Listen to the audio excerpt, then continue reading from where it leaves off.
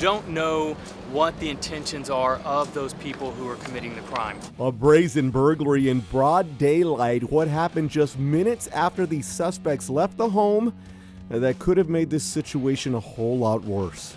They do the crime, they do almost all the time, and then they take off.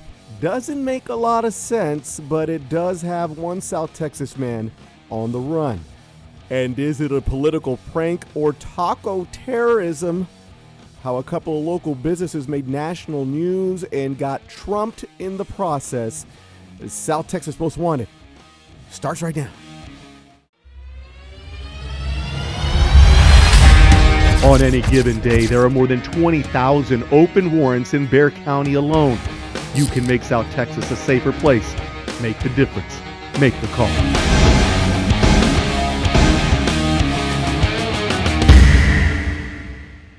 Good evening and welcome to tonight's South Texas Most Wanted. You know, say what you will about the legalization of marijuana in 23 states. Those who track such things say it has done little to slow the illegal movement of marijuana. Our first suspect tonight, he's got two names, but he's only in one business, and that's what has him as one of our South Texas Most Wanted. Authorities say Simon Gonzalez also goes by the name of Simon Benavides. He's in trouble either way. Simon is wanted by U.S. Marshals for having an active arrest warrant for allegedly violating conditions of his pretrial release. Now, back in November of 2007, Gonzalez was arrested on charges involving possession with intent to distribute more than 50 kilograms of marijuana. Since, as we like to say, only law enforcement and drug dealers seem to enjoy the metric system, 50 kilograms is actually equal to a little over 110 pounds. Now, the DEA officially puts the value of that marijuana on the street at $1,000 a pound, although according to a recent investigation by the Michigan Daily newspaper, the price is likely more around $1,500 a pound on average nationwide. Regardless, Simon Gonzalez, or Benavides, did manage to get himself released on bond, but in May of 2008, Gonzalez allegedly violated his probation when he was found in possession of illegal paraphernalia and a gun, and he has not been seen since. Now, Gonzalez was born in Houston, but authorities believe he spends most of his time traveling between San Antonio and Laredo. Now, due to the recent gun charges, U.S. Marshals do consider the 46-year-old Simon Gonzalez, or Benavides, to be armed and dangerous. If you have any information on Simon, give us a call on our South Texas Most Wanted hotline at 210-462-1747. Again, that number 210-462-1747. You can make South Texas a safer place. Make the difference. Make the call. Good evening, everyone. Authorities could use your help trying to track down these suspects who are currently on the run. Andrew Aranda is celebrating his 26th birthday tonight, and authorities would love to deliver their best wishes in person. Aranda is wanted on charges of aggravated assault with a deadly weapon and theft of a person. Now in Texas, someone can be charged with aggravated assault with a deadly weapon even if there are no injuries when the alleged assault is over. As for the birthday boy, Andrew Aranda, he is also facing that theft of a person charge, which could add more jail time and more fines to the aggravated assault charge.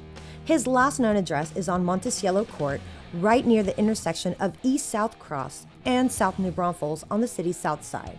And authorities can also use your help tracking down Leslie Ann Barrientos, who maybe needs to pay closer attention to the news.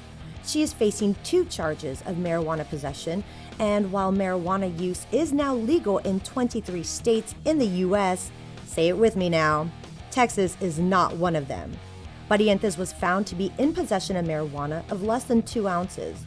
Believe it or not, even that little amount of pot can get you 6 months in jail and a fine of up to $2,000. Leslie Ann Barrientos' last known address is on Lamar Street near the AT&T Center, and she is known to hang out in that area on the east side of town. If you have any information on these suspects, call our South Texas Most Wanted hotline at 210-462-1747. Make the difference. Make the call. For South Texas Most Wanted, I'm Vanessa Gallegos. Authorities refer to them as residential reentry facilities. You and I refer to them as a halfway house, a place where people who have done almost all of their time can go to kind of get acclimated to being on the outside again. But we see this time and time again. People do the crime, they do almost all the time, and then they take off. And that's what has our next fugitive on the run. Juan Leonardo Paulino is wanted by U.S. Marshals for allegedly violating conditions of his supervised release, what we like to call probation, and for escaping from a Bureau of Prisons facility. Now, back in November of 2010, Paulino was sentenced to 4 years in federal prison on a charge of possession with intent to distribute marijuana. Paulino served almost all of those 4 years. Then in September of 2014, just 2 months short of serving out that 4-year sentence, Paulino was sent to a residential reentry center here in San Antonio. That's what we like to call a halfway house. And that's when he allegedly escaped after testing positive for drugs in a routine check. Now, just the escape charge from the halfway house has Paulino looking at up to 3 more years in prison.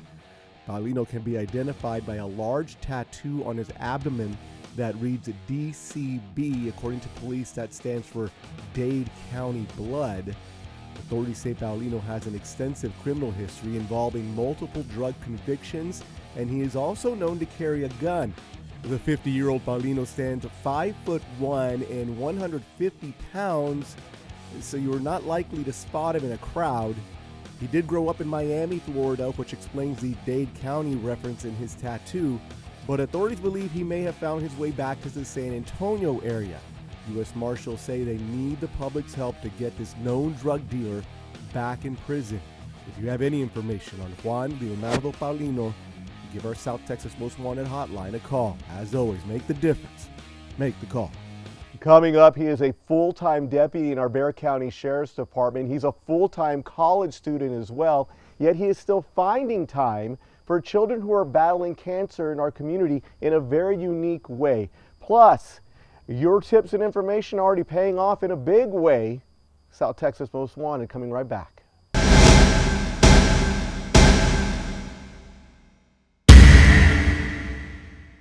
Welcome back. You know, just last week, 2 murder suspects were busted by Bexar County authorities, and they were very clear that one of the keys to the case was this: a very simple surveillance camera. They're cheap, they're effective. I have several around my own home, and now authorities believe this could be the key to catching 2 burglars as well.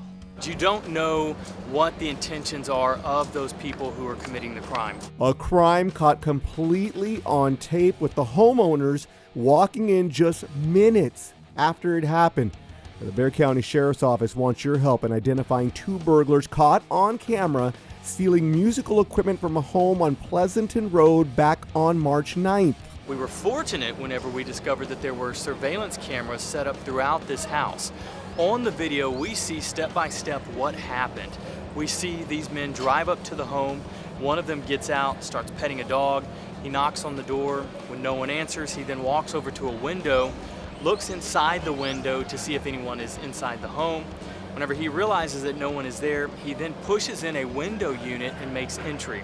Now, the crooks got away with an electric guitar, a keyboard, an effects processor, and several other items. It appears they knew kind of exactly what they were looking for, but it's what happened next that might be most frightening. Watch the timeline on the cameras. We're talking just minutes after these burglars leave, 2-3 minutes. Here come the homeowners. We don't know if they had guns or knives on them. A lot of times whenever you confront somebody who's in the act of a crime, they'll respond violently. So this could have been a lot worse, and we're very glad that even though these people did suffer a loss, we're glad they're still alive to talk about it. Those surveillance cameras gave us a very good look at our suspects. They might as well have posed for a prom shot. And authorities say this is the type of evidence that simply cannot be denied. We absolutely encourage people to have surveillance cameras. In this case, we wouldn't know anything about the suspects or who they are if we did not have the cameras. Now the Bexar County Sheriff's Office needs your help in trying to find these musical bandits. All of this happening just in a matter of minutes, and because there's video surveillance cameras at this location, we are now able to see who did this. Now the last piece is just making sure we can track them down, and that's where we need your viewers to let us know if they recognize these people. Now, at this point, most security companies do offer surveillance equipment with their general monitoring services, but you can go to Best Buy or Costco or Walmart, buy this stuff yourself and install it at your home. Now, as of this taping, those two suspects are still on the run, so make the difference and make the call. Now, he is one of Texas's top 10 most wanted people. You can help put him behind bars tonight and see or no why two local restaurants are accused of turning away business because you're not Tex-Mex enough. South Texas Most Wanted. We'll be right back.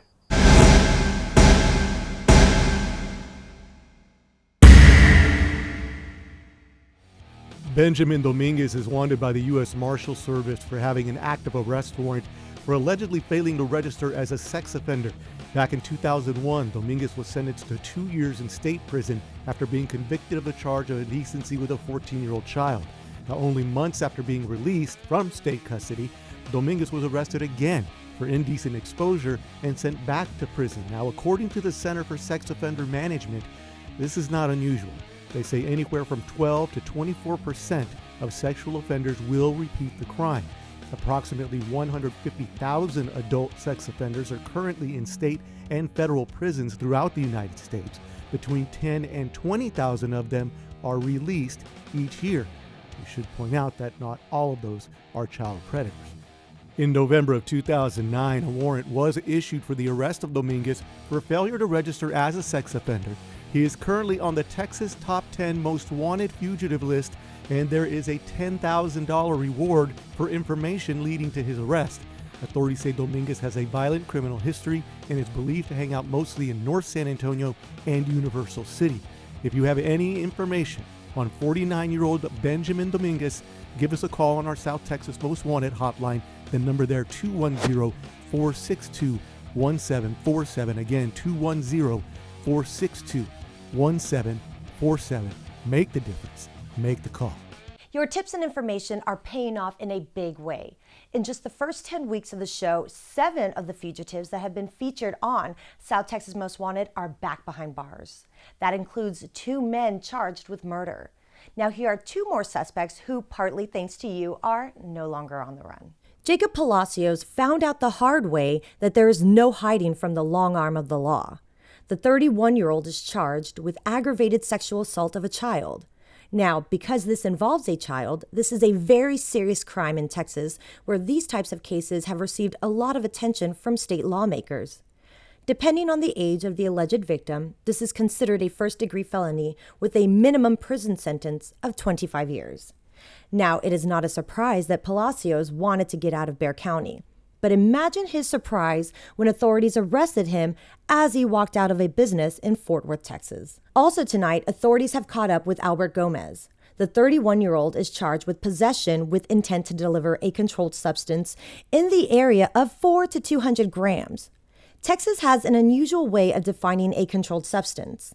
The state puts each drug in a different penalty groups based on their danger to society and the risk of abuse and addiction, among other things. Gomez is charged with being in possession of a controlled substance in the penalty group 1, the highest you can get. And that would include substances like heroin, crack cocaine, and others. Palacios was arrested at a business on South Flores near White Avenue on the south side of town.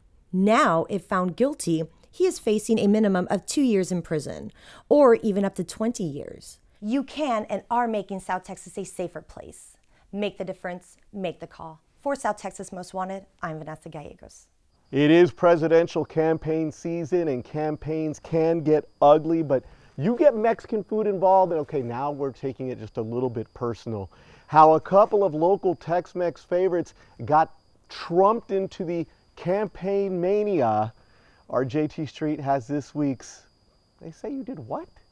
My fellow Americans, in this day and age where political opinions burn hotter than a habanero, we need to find what we agree upon and embrace it like a warm tortilla, not fan the flames of the open grill of partisan bickering. But recently, right here in San Antonio, someone put a sign on a door of Mama Margie's saying Donald Trump supporters weren't welcome. The sign was a fake.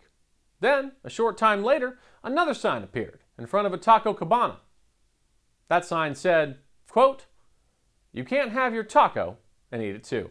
Not only have both restaurant chains denounced these claims, but now Mama Margie's Twitter handle is running for president with the slogan, quote, "Ask not what you can do for Mama, ask for a side of queso." Wise words, Mama. Now, as for the taco terrorists who put up those signs, well, they're striking right at the core of the San Antonio experience. A dream that here, we put pollo over politics. A dream that whether you support Cruz or Clinton, we can all feel the burn of a great salsa. A dream that here people are judged not by the color of their skin, but by the content of their chalupas. That's why tonight, I am urging all Americans to ditch inflammatory signs for inflammatory peppers. I am urging all Americans to reach across the aisle and hand your neighbor an olive branch wrapped in a tortilla. I am urging all Americans, let's taco politics. If you see somebody online who has a different political opinion than you, don't shun them, don't unfriend them. Embrace them. Use this hashtag. Offer them a taco.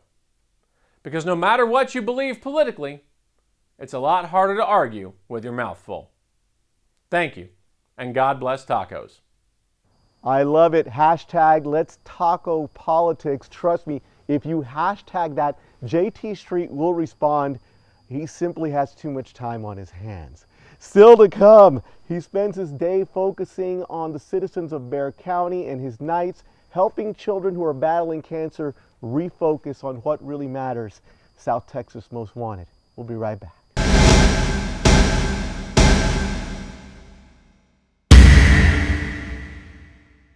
It started with the chance encounter with a 4-year-old girl who would not win her fight against cancer. That's what got a full-time deputy with the Bexar County Sheriff's Department thinking about how he could spend his off time helping other young cancer patients.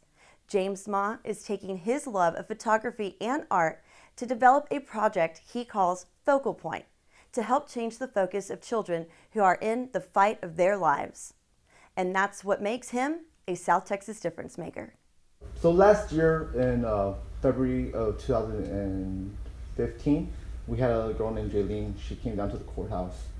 She had cancer. She had brain cancer, and we actually deputized her with the honorary deputy sheriff position. So with that, I started getting involved with her. So we ended up planning out a fashion show for her because, you know, a 4-year-old girl, she was terminal, so she probably would not be able to see a lot of things in life, and we wanted to kind of make her experience something that, of course, would, you know, what little girl doesn't want to be a model or doesn't want to be princess. Yeah. So with that, I got with the team, and we organized a fashion show together and put together. Actually, it happened March 13th of last year. I met a little boy named Rowan at the same time, and he inspired me to start something new. He would always come to the hospital. He actually had Shwachman-Diamond syndrome, which is a form of intestinal cancer, I believe. And he used to bring an art cart with him to the Teen Eye building, which is where they house the cancer ward for the kids, I guess. And he'd bring an art cart around to all his friends that were in treatment. He would have art supplies and crayons and markers for all these kids to draw on. So with that idea, I wanted to do something where these kids could bring the stuff with them. Focal Point actually started with photography basis. I wanted to get a camera or some type of device to these kids who couldn't express themselves. They had, you know, of course they're going through treatment, they're going through different things all the time, and they can't express themselves in a creative way, or they have pain, they have stress, and of course, you know, they're unable to say it in words. I decided to work on a project called Art Boxes, where we, you know, kind of care boxes for the package to the military. You know, we send them all different items for, you know, overseas. With these kids, they have art supplies. They have crayons, markers, paint, glue sticks, scissors, paper, creative kits. that I find at Walmart or Target, something like that, just something to keep them busy and occupied and allow them to express themselves. People at the courthouse have been donating supplies. I had an organization called Capisa. They helped donate supplies for my project. I say my project, but it's actually our project. I'm hoping that, one, it'll bring a smile to their face, of course, and two, helps them be able to express themselves and tell mom and dad or tell their friends, or this is how I see life, because this is what I'm going through. James Ma is also going to school full-time at UTSA studying cybersecurity. Apparently, the youth is not wasted on the young. Now, everything James collects for the children is through donations. If you would like to help out, call our South Texas Most Wanted hotline. The number is 210-462-1747. This South Texas Most Wanted Difference Maker is brought to you by Nacogdoches Gold and Silver Exchange. For South Texas Most Wanted, I'm Trudy Stone. James Ma says his ultimate goal is to get a camera in each one of those art boxes so that those children can really capture what it is that they're going through and what it is they are seeing for themselves. Our South Texas Most Wanted. We'll be right back.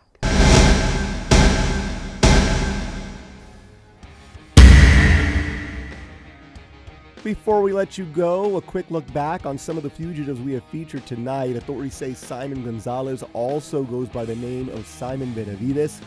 Either way, Simon is wanted by U.S. Marshals for having an active warrant for allegedly violating conditions of his pretrial release, his parole.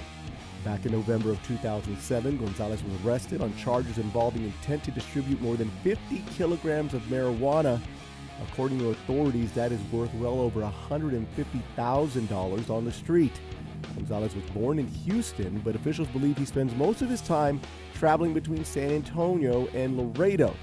Due to the recent gun charge, the 46-year-old is considered armed and dangerous. Juan Leonardo Paulino is wanted by U.S. Marshals for allegedly violating conditions of his supervised release and for escaping from a Bureau of Prisons facility. In November of 2010, Paulino was sentenced to 4 years in federal prison on a charge of possession with intent to distribute marijuana. Paulino served almost all of that time, all but 2 months, and was sent to a halfway house here in San Antonio. That's when he allegedly escaped after testing positive for drugs during a routine check. The 50-year-old Paulino has a long criminal history of drug convictions, and he is known to carry a gun. Paulino grew up in Miami, but authorities have every reason to believe that he visits the San Antonio area often. Andrew Aranda is celebrating his 26th birthday tonight, and authorities are hoping you can help make it the worst one ever. Aranda is wanted on charges of aggravated assault with a deadly weapon and theft of a person. And that's at least a second-degree felony, and you're looking at 2 to 20 years in prison. Now, the last known address for Aranda is on Monticello Court, right near the intersection of East-South Cross on the city's southeast side. And authorities could use your help tracking down Leslie Ann Barrientos. She is facing 2 charges of marijuana possession of less than 2 ounces each. Now, that can still get you 6 months in jail and a $2,000 fine per charge. Now, the last known address for Barrientos is on Lamar Street near the AT&T Center, and she is known to hang out on the east side of town.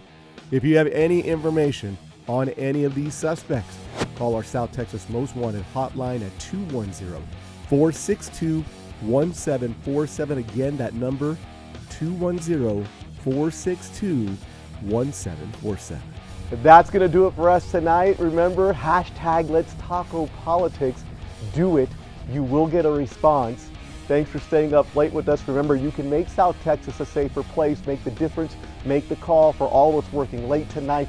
Have a good night. We'll see you next time on South Texas Most Wanted.